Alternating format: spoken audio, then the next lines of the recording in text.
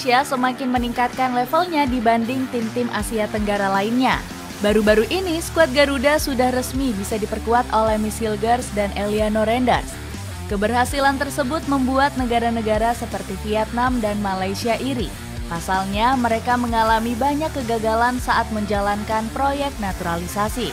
Salah satunya Malaysia yang baru-baru ini gagal mengamankan jasa matchday karena terhalang peraturan FIFA. Bagaimanakah kisah satu ASEAN cemburu dengan prestasi Indonesia? Thailand cemburu, Indonesia lebih disayang FIFA. Timnas Indonesia sedang di jalur yang tepat untuk meningkatkan prestasi di kancah Asia maupun dunia. Fakta manis tersebut langsung mendapatkan pujian dari Madampang.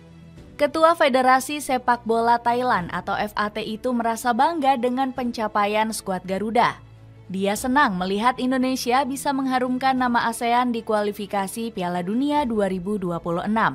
Melihat kemajuan pesat sepak bola Indonesia, Madampang secara terang-terangan ingin membuat kerjasama, kolaborasi antara FAT dengan PSSI. Saya pikir kita bisa melakukan sesuatu untuk dibagi, menandatangani MOU antara Thailand dan Indonesia di berbagai bidang, ucap perempuan berusia 52 tahun itu. Erick Thohir selaku Ketua PSSI menyambut baik langkah yang diambil oleh Federasi Thailand. Pak Erick mengaku sangat bersedia dengan segala kerjasama yang berbau positif di antara kedua negara.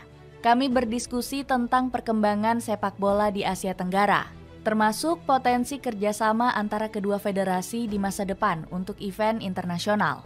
Balas Erick Thohir melalui unggahan di Instagramnya.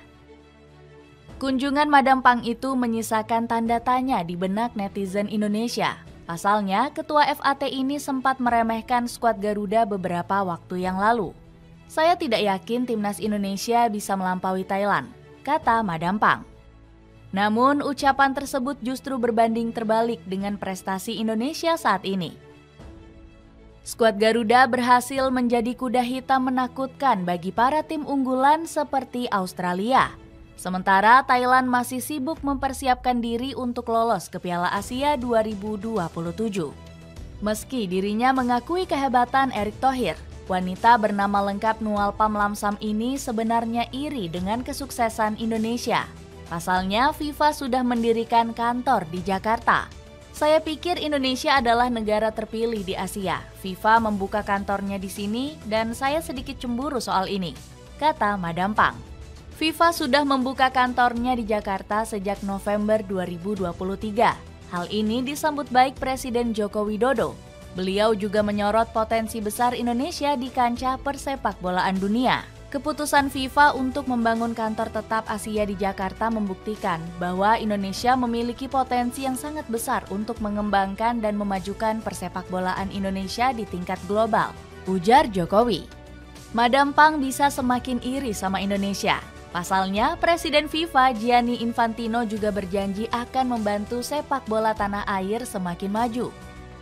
Sepak bola adalah olahraga nomor 1 di Indonesia.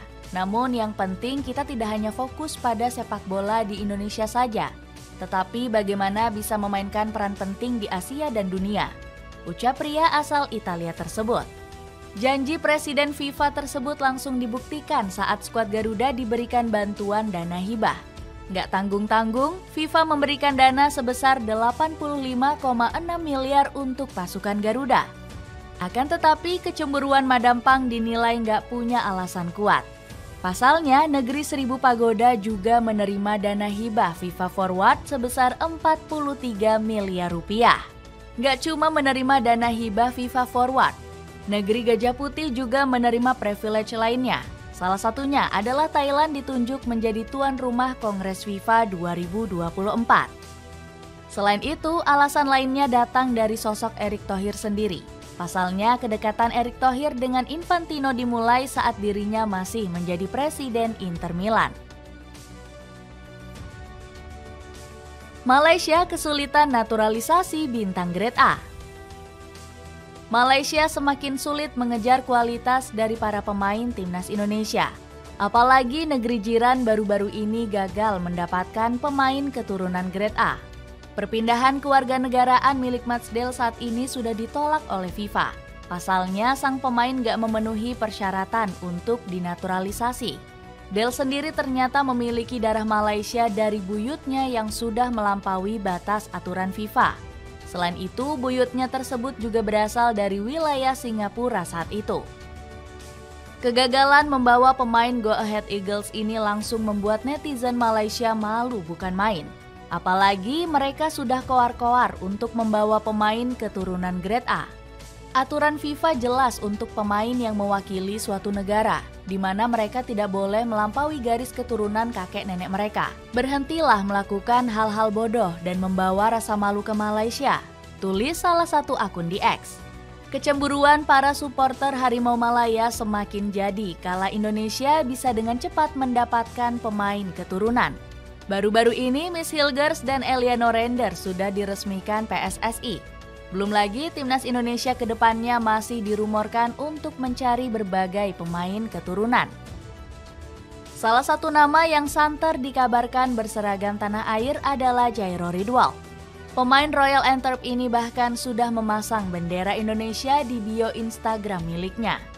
Berbeda dengan Indonesia, Malaysia justru kesulitan dalam mencari pemain keturunan. Bahkan FAM mengaku belum sama sekali mendapatkan respon dari para pemain. Sebagai informasi, FAM juga telah melakukan kontak dengan beberapa pemain keturunan. Namun sejauh ini belum ada satupun hasil yang positif, tulis FAM. Vietnam iri, harga skuadnya kalah mahal. Vietnam juga semakin iri dengan perkembangan pesat yang diperlihatkan timnas Indonesia. Setelah melihat datangnya Miss Hilgers dan Eliano Renders, Vietnam langsung ketakutan. Media seperti Soha bahkan cemburu dengan kualitas para penggawa Garuda. Mereka bahkan bingung tentang apa alasan Miss Hilgers mau membela timnas Indonesia. Mengapa Miss Hilgers mau menjadi WNI? Padahal karirnya bersama klub Belanda sangat cemerlang saat menahan imbang Man United, tulis Soha. Meski begitu, media Vietnam juga nggak ketinggalan untuk meremehkan timnas Indonesia. The Tau 247 menganggap lucu naturalisasi dari Eliano Renders. Meski nggak punya karir cemerlang seperti kakaknya yakni Tijani Renders, Eliano mungkin bisa menjadi salah satu bintang yang menonjol di timnas Indonesia, singgung media tersebut. Selain timnas putra, Vietnam juga iri dengan perkembangan dari skuad putri Indonesia. Apalagi pasukan Garuda Pertiwi saat ini semakin disegani karena mampu memanggil pemain keturunan. Nikita Trom yang membela tim putri FC Utrecht menjadi salah satu amunisi tambahan bagi timnas Indonesia putri. Kedatangannya sampai membuat media Soha merasa resah. Bagi sepak bola wanita Vietnam, program investasi besar-besaran yang dilakukan timnas Indonesia dan promosi naturalisasi merupakan berita yang sangat meresahkan, tulis media Soha. Bahkan timnas Indonesia putri sendiri sampai diundang Belanda untuk melakukan pertandingan persahabatan. Skuad The Oranye Putri sendiri saat ini menduduki peringkat 11 dunia. Belum lagi, media Vietnam juga iri karena timnas mereka kebanyakan diisi oleh pemain liga lokal. Irinya negeri naga biru ini langsung ditanggapi serius VFF. Federasi Sepak Bola Malaysia ini kemudian mencontek langkah naturalisasi yang dilakukan PSSI untuk persiapan ASEAN Cup tahun ini.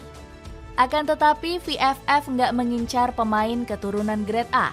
Federasi Vietnam ini justru menyasar pemain asing yang sudah bermain di V-League One seperti Rafaelson. Debut Nguyen Xuan Son di ASEAN Cup harus tertunda hingga akhir tahun. Pasalnya dirinya terganjal aturan naturalisasi FIFA yang mewajibkan pemain asing murni tinggal selama 5 tahun.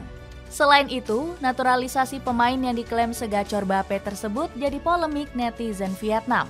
Pasalnya Rafaelson diduga kuat nggak bisa bahasa Vietnam meski sudah menetap 4 tahun di sana. Opsi VFF untuk menaturalisasi pemain pengganti pun semakin terbatas, sebab mereka hanya diperbolehkan mengambil pemain asing yang menetap 5 tahun di Vietnam. Alhasil menurut VN Express, VFF sedang memantau 21 legion asing yang bermain di V-League One. Sejumlah nama pun masuk dalam radar pemantauan seperti Victor Lee dan Augustin Cidikwem. Keterbatasan pilihan negeri Naga Biru dalam memilih pemain naturalisasi ternyata punya dampak lain. Pasalnya, valuasi skuad Golden Star Warriors kalah telak dari tim Garuda.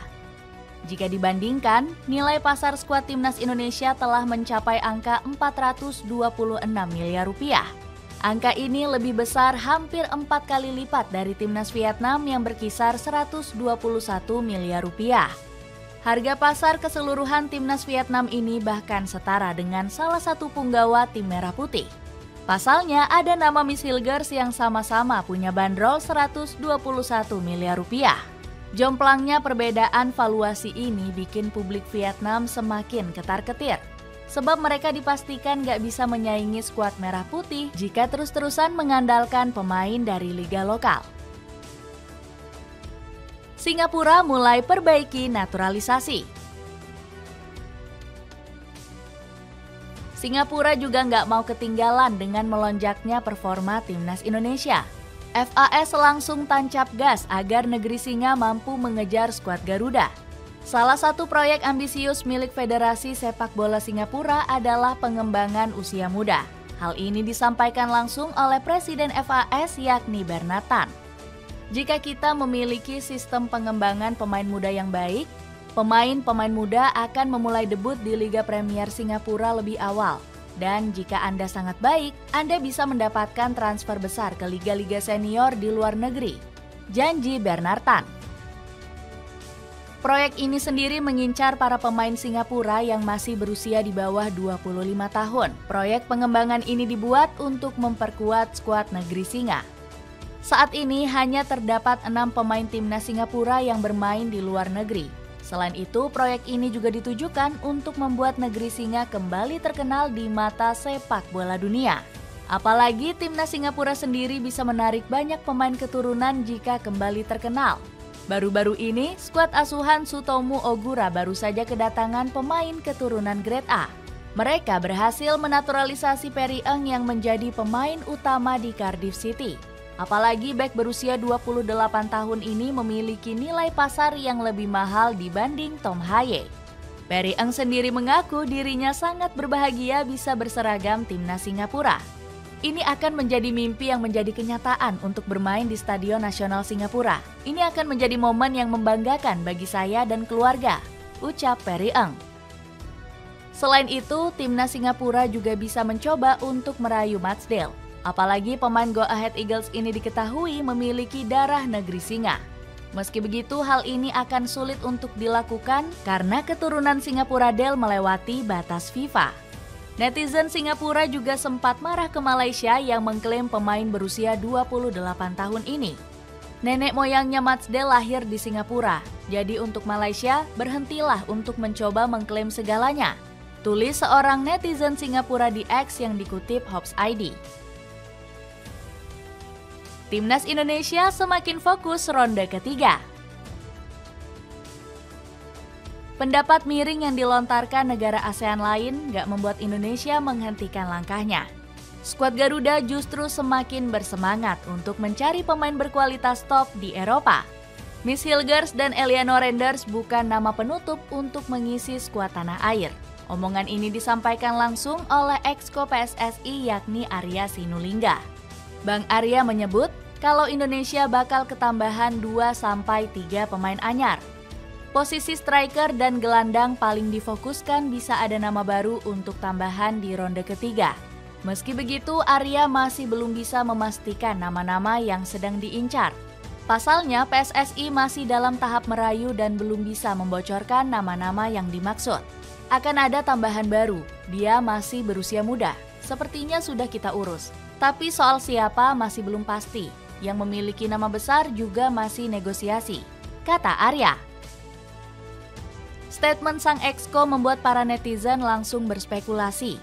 Pemain-pemain seperti Ole Romeni, Kevin Dix, Mauro Zylstra hingga Jairo Riedwold dikabarkan masuk dalam radar PSSI. Seperti diketahui, Mauro Zylstra memang salah satu nama yang paling gencar. Bomber FC Volendam ini bahkan sudah mengaku sudah mengirimkan dokumennya kepada PSSI. Jika benar, Mauro bakal menambah kekuatan di sektor penyerangan Garuda. Pemain 19 tahun ini merupakan salah satu pemain yang disukai oleh Shin Tae-yong.